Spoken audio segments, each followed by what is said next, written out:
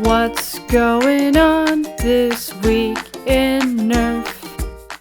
Welcome to This Week in Nerf, your source for first-party, third-party, and community Nerf news. I'm Adriana, and I'm sorry this video is going up a little bit late. I was pretty sick yesterday, but way better now. Let's do the news. Let's get the Ultra news out of the way early. The Ultra 4 and 5 are now available online at walmart.com. The 4 is a single-shot front loader for $15, and the Ultra 5 is a 4-capacity internal magazine blaster for $20. And both of these springers do seem to be better than the Ultra Flywheelers that came before it. There's already a couple of reviews out on these blasters if you want to check it out. Also, the Ultra 7 has either been renamed or has an alternate skin, kind of like the Ultra 2 has the Dorado that hasn't come out yet. The Pharaoh is a bolt-action sniper, just like the 7 was. In fact, it's so alike that I don't actually think there's any differences at all in the molding itself. There is different paint on the Pharaoh. A lot more gold, says Pharaoh on the side instead of 7, and I do actually really like the gold scope. That's a really nice touch. We also have some images of the Ultra magazine for the first time.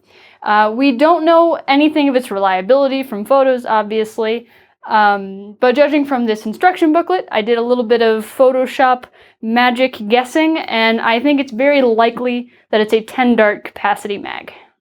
Suild has created a number of tools to make building flywheel blasters a little bit easier. He's got a lipo checker, a spec finder, an interactive motor chart, and now the flywheel setup picker.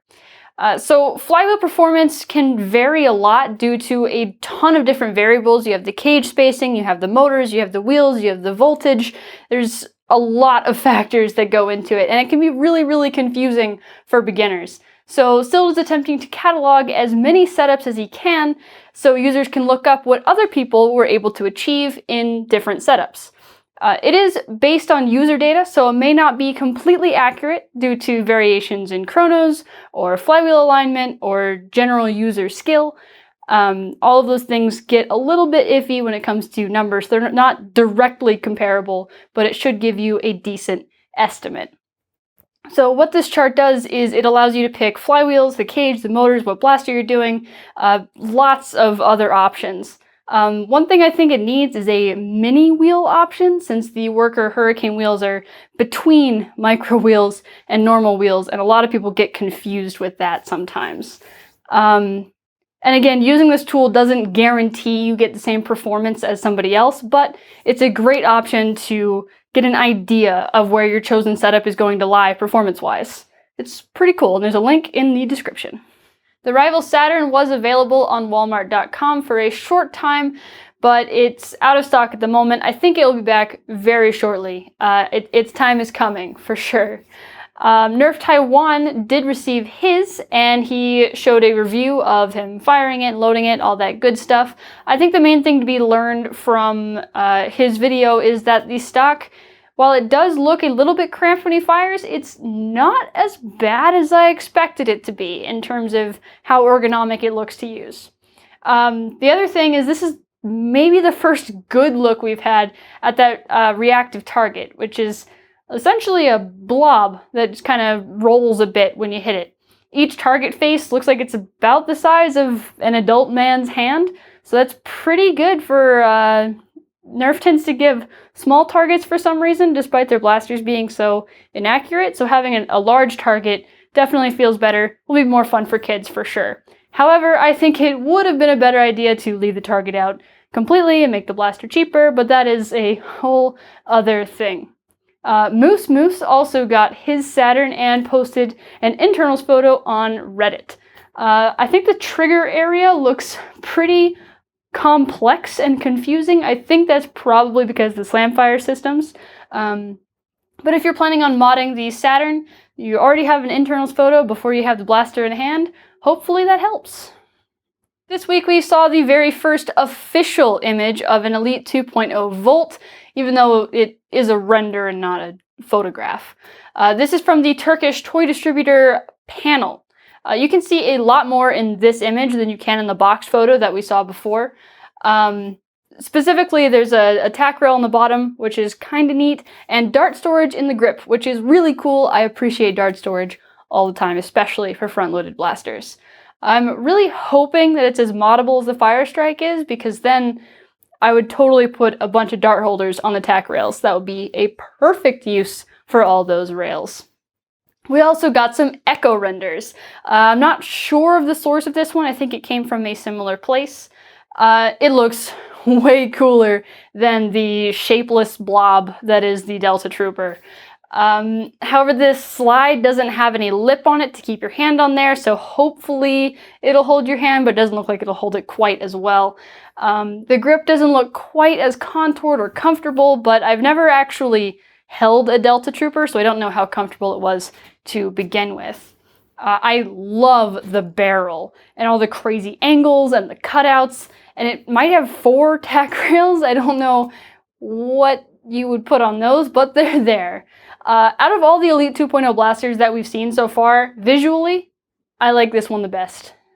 We almost have images of the Elite 2.0 Shockwave in the form of cartoons from a Nerf summer camp program. It looks nearly identical to the Surgefire. I'm not sure why they're rebooting the Neo Elite blasters instead of the more popular ones like the Retaliator. But as a side note, the Summer Camp Challenge is actually really cool. It's essentially a race against the clock to do sets of exercises and fire your blaster, and it's really good, especially now, to get up and moving, and I think most of these things you can do in your own house, and if you're gonna do any of them, you should do squats. Squats are especially useful for war prep. Gotta get behind cover, over and over. Get moving, people. And speaking of the Surgefire, the Fortnite DG has finally shown its face. And it's essentially a reskin of the Surgefire with a Fortnite styling. Personally, I think it's hideous, but I don't like the game artwork either, and the real steel version is also not my cup of tea. The shapes of the grip and the barrel don't go together at all. The stock looks wrong coming out of the square body, and the body itself is just so plain and boring. The drum should have been exaggerated so much more. It could have been huge, and proportionally, it doesn't look like a Tommy gun. It does have 15 dart capacity, which isn't terrible, with Slamfire, which is really fun. And this blaster is coming in at $30. But the Villainator also has Slamfire, 40 dart capacity, removable drum in stock, and that's coming out at $20. And they're going to be on the shelves at approximately the same time, so I think the choice is pretty clear there. And now it's time for the mod of the week, and this week it's the AA bow, or AA bow. I'm not sure, I've never had to say that out loud before, from Taffy. And I know what you're thinking, what? It's not a paint job or an integration? Well, homemades are pretty rare these days, so it was kind of exciting to see one. This blaster is essentially a pile of PVC forced into the shape of a bow with a basketball pump as a plunger tube. And as far as I'm concerned, things like RSCBs are basically magic. Maybe one day I'll build one and understand how they work, but until then I'll look at photos on the internet, like of Taffy's. Thanks for sharing. And that's all the news for this week. Thank you so much for watching. As usual, all the links to the things I talked about are down in the description, along with that like button, the subscribe button, and the comments where you can tell me what you think about the news. Outros are weird, so I'm gonna dance it out. Bye!